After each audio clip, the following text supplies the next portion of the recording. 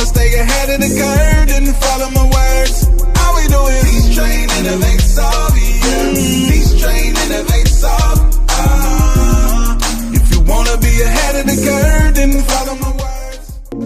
Good evening, everyone, to TTIS, where we build confident, empowered educators with empathy and strategy, giving you practical tools that you can use today. And today's topic is a topic that many of us need understanding around, and that is ARDs. Hear this term, we're involved in these meetings, and sometimes we're not really sure about all of the pieces that are encompassed. We're talking about ARDs for the rest of the month of June. And over these next 3 Mondays, we're going to share insights in order to help you to understand the key aspects for the admissions, review, and dismissal process. Because many teachers can feel overwhelmed at first with ARDs. I know I have. And there are so many more moving parts within this whole concept. And what I will center it around is the actual committee meetings. You've got your present levels, your goals, your accommodations, your behavior concerns, parent input, services, progress monitoring, and even sometimes, depending on their age, transition planning. And as I said, people walk into those meetings thinking, what am I supposed to say?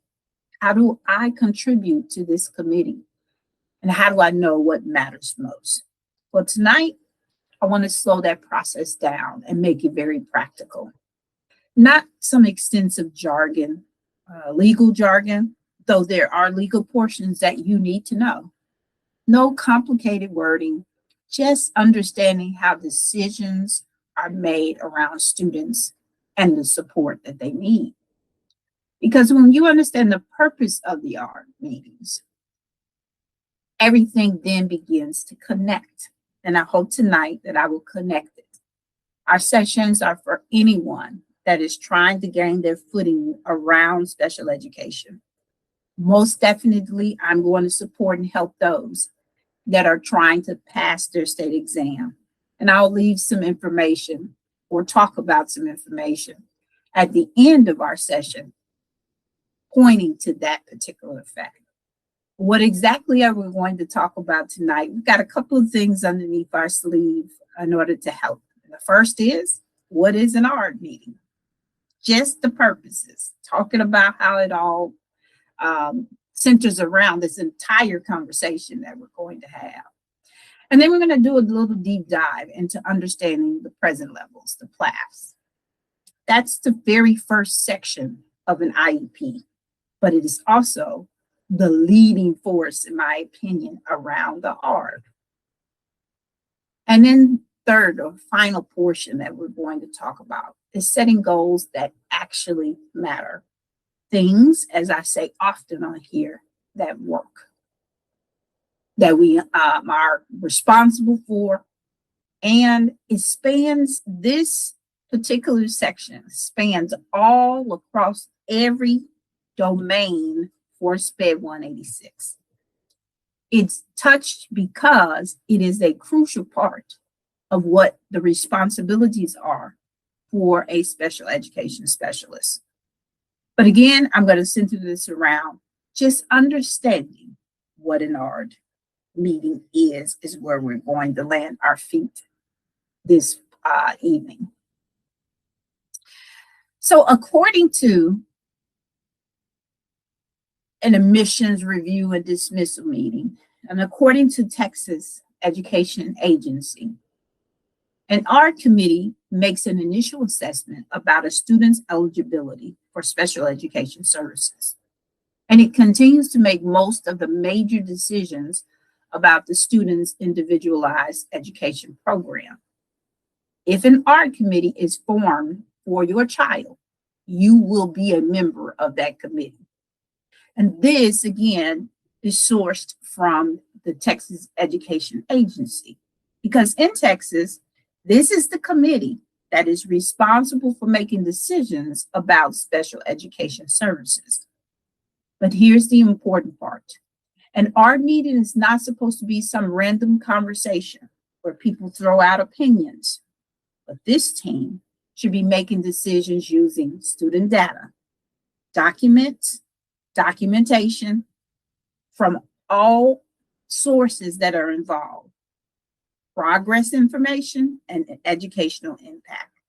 And sometimes, as a new teacher, or even as a teacher that did not service special education students before, the loudest voice is not the only one that wins in this room. Sometimes that's really the thought that people think, but it's not so. The purpose is the collaboration, the decision-making centered around the student. The data should be the loudest voice. The ARD committee may include parents, guardians, general education teachers, special education teachers, administrators, related service providers, evaluation personnel, and sometimes the student themselves. This is especially true for students being present when there's a transition planning, because it becomes really important in middle school and high school that they also, their voices are heard and involved in these meetings. And one thing I want you to remember tonight, that every section of the ARD should connect back to the student's access and progress that they're making. And this brings me to another point. And that is that one of the easiest traps to fall into when you are reading ARD questions is paying attention to the eligibility category while overlooking the student's actual need. See, we continuously talk about the framework because this framework thinking is going to help you regardless. You have to understand the data. You have to understand the need of the student and then give the correct actions toward that need. It works just the same. So for example, if a student qualifies under autism, but the real question shouldn't become that label, it should be, how does that impact their learning, their communication, the behavior, the social interaction, the independence that we're trying to build, and the classroom participation. In another instance, the student could have qualified under the specific learning disability category. And the important discussion is, what barriers are showing up consistently in instruction that is impeding their growth or is a barrier, okay? Understanding this difference helps you determine what support students actually need, because effective ARD decisions are not just about identifying categories. No, they are about understanding functional and academic impact for their student.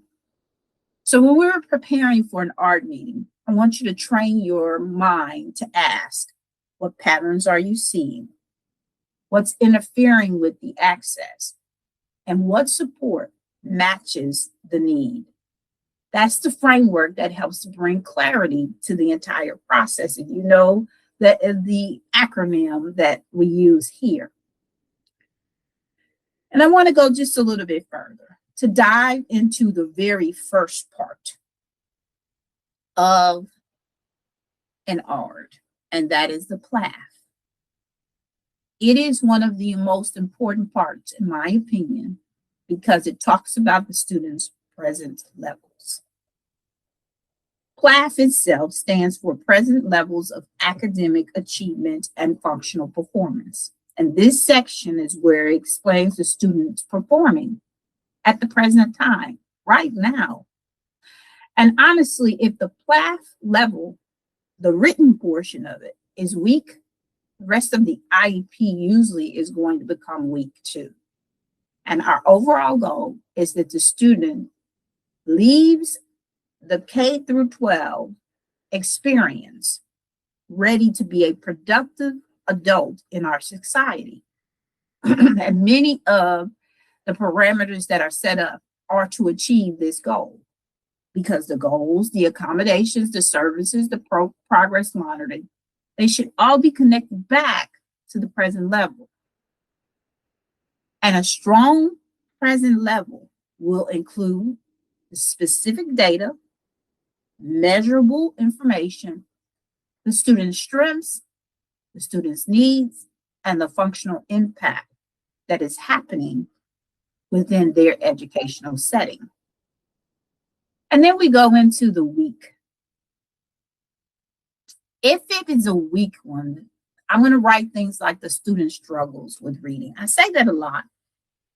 And I say little short terms like that because I want to keep pointing out that that's too general, too broad, and we have to go in deeper.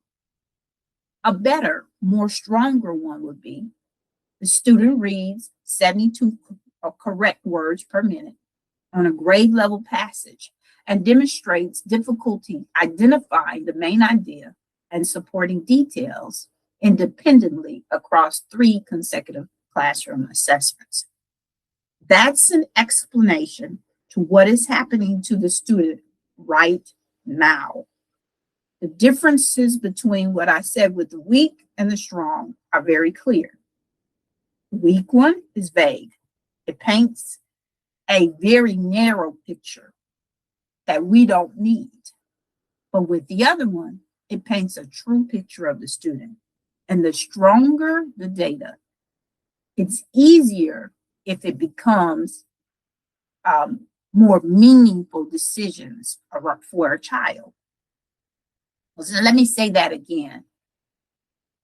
The stronger the data analysis, all of the pieces that you're gathering together in order to help to paint a really good picture for others in the room and for yourself to make great decisions about this child, it becomes more meaningful when I gather that information and it's not vague. So let's jump into another portion of the ARD. And that is, what kinds of accommodations and modifications may this student need? Now, I want to clear up one of the biggest areas of confusion, because a lot of times when I'm talking to candidates, teachers, helping in classrooms with students regarding classroom management, or what have you, the understanding of the difference between the two, sometimes educators, it can be muddy. And I want it to be very clear tonight. Accommodations change how a student accesses learning. How can I access the learning? I'm having difficulty. The barriers are there. What things can I put in place? I could put in place extended time, potentially small group testing. Maybe there's graphic organizers that will help them to clear up their thinking, read aloud support, and even preferential seating can be accommodations. The how a student accesses the learning, because the expectations of learning, they stay the same. I'm not changing the expectation of the learning, but the support I provide is really what is going to change when it comes to accommodations. And as a committee member, you need to be careful to know the difference between that, because when we get into modifications, this can impact the curriculum access and the overall graduation pathway. So this is why our decisions matter so much. This team, this collective team, should be asking what supports, increases access while still maintaining the appropriate rigor. We're not trying to water down the curriculum. We are providing supports, yes, but we're not trying to change, for the most part, depending on the severity of the disability. We're not trying to change the curriculum. We are trying to provide the corrective supports. So in my closing thoughts around accommodation modifications, accommodations should connect directly to the demonstrated need, because not everybody gets this part and everybody is not going to get the same accommodations. See, sometimes when we enter these, we see that people are using the same kind of accommodations. Remember, this is an individualized educational program plan for this child, an IEP for them. And we've always done this way. It's not a good answer. We're looking to provide the right supports for that particular student's needs. And the support should make sense. And it should make sense based on the data that you are being provided. So let's talk about goals that really matter. An IEP goal is the big picture. It's located at the very top of the form because it guides the entire goal. If we assign goals, again, that are vague, that are difficult to measure, that are disconnected from the classroom performance, we are hurting that student and their chances to meet some real growth. I want to hone that in again. If we are not very careful, we are hurting the student and their chances to make some real growth. So strong goals, they're going to be measurable. They're going to be skill focused. They're going to be connected to the present level, the PLAAFP. And they're going to be realistic, but growth orientated. This is exactly what we want to start with, because those goals can guide some real instruction. You can tell me the type of accommodations that will be helpful, progress monitoring that will support all throughout the year. I can look at it and make sure that it's on point and that the student is heading toward the intended goal. But I want you to notice the pattern that we've discussed throughout this session. We gather the data, we identify the need, and then we develop goals to address those needs. The next step is making sure that everyone involved understands the plan, their part, their role, how can they support it? That's where the collaboration becomes very critical. And the collaborators that truly are going to be supportive are this entire committee of people, but I want to pinpoint one in particular, and that's the parents. And talk about how we are communicating and collaborating with them. Because this key collaboration is a central part of the progress for the student. And they are included in this process. So sometimes parents, they walk into ARD meetings, they're nervous, just like we can be. Sometimes frustrated, even confused or overwhelmed because of all of the things that are happening with their child. I'm going to note that sometimes it is definitely because it might be their first meeting, or they've had very difficult meetings in the past. But the way that we communicate with them is going to matter. Again, avoiding the educational jargon wherever possible. I know there's a lot of it. Slowing things down will help and support, explaining terms, giving clear definitions, and then inviting questions for them to ask for clarification if they don't understand. And honestly, sometimes the most powerful things said in that room can be, Let me explain what it looks like in the classroom. This builds trust. Parents want to know, is my child understood? Is there a plan that's actually going to help them to progress well? Remember, we're talking about a child that they live with, is their flesh and blood. And we have to be sensitive to that and make sure that we're collaborating, because the connection between home and school will make it much easier for you, for the child, and for the family. Feeling respected as a member in that room.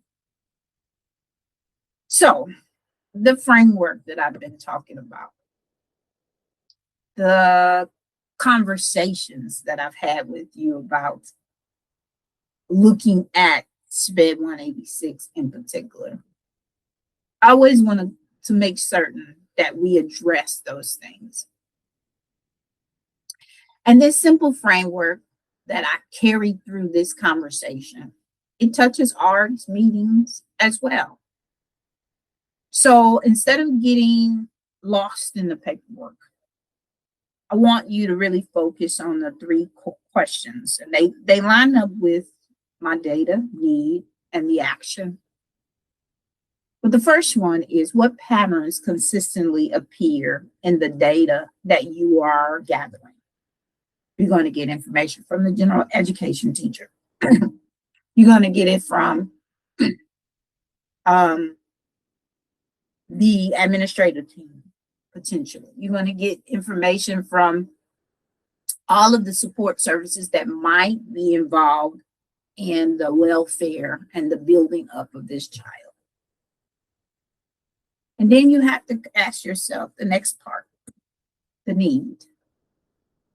What particularly is the barrier that is impacting that student's access, participation, communication, behavior, and the learning? Because again, ultimately, we are trying to help put the best supports in place to match the need. And that's the action part. What accommodations, instructional strategy, behavior support, related services are we going to put in place? How are we going to adjust the goal? Not to downplay the goal, but adjust the goal to effectively get them where we're trying to get them to go. That's the thought process. The thought process will keep the conversation student-centered instead of any kind of emotional centered discussion. We want to make certain that we are using the information before us to build the best opportunity for the child. And our meetings can feel intimidating at first. As I said before, for new teachers, for teachers that have not been in meetings like this before, for the parents themselves and all parties involved. But clarity comes when we stop trying to memorize every possible situation and we start understanding how this process connects. And that cycle, the cycle that you see on your screen, it shows up again and again and again. Every annual ARD is going to show up. You're going to take this data, you're going to look at the actual need, you're going to think about it and put in place supports and progress. And I want to make it very clear that you're not alone. This is a committee. There are a committee of people working together for this student to be successful. And you are the central piece of connecting said committee. I hope that tonight helped you to simplify your understanding around ARD meetings. I want you to make sure that you subscribe to our channel and you share this with any other educator who may need encouragement and support. And if you're preparing for SPED 186, I want you to continue practicing how to analyze student situations. Focus on connecting the data, the need, and justify your instructional decisions with clarity.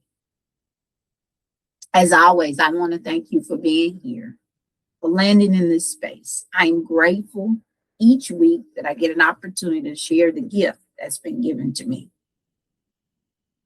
And that truly is helping you to understand the processes and procedures around special education, so that you are a contributing member of this body and you are not bumbling around. I've had some great mentors. They've helped me to be able to understand processes. And I'm hoping that as I provide you not only support with understanding how to pass this state exam, but also support around understanding and clarifying as a seasoned professional, things that seemed really muddy and unclear when I came into the classroom. That's really my goal. On your screen, you see all the various ways in which we support. As I've said often on this station, I've centered around special education 186 exam. We provide support for EC through 6, 391 core exam, which is 5 exams within itself. We provide support for STR 293 and PPR 160, which is the pedagogy that will usually is the last portion that helps you to become a certified teacher. Again, I am grateful to be before you, and I welcome any comments, connections, thoughtful thinking behind what we've talked about tonight. And as I said, the month of June, we are going even deeper and further into ARDs and what that particular piece means. We started today with understanding and doing a little deep dive into PLAAFP and just the tip of conversation about the annual goal. But there's so many pieces to this process, and we look forward to sharing with you.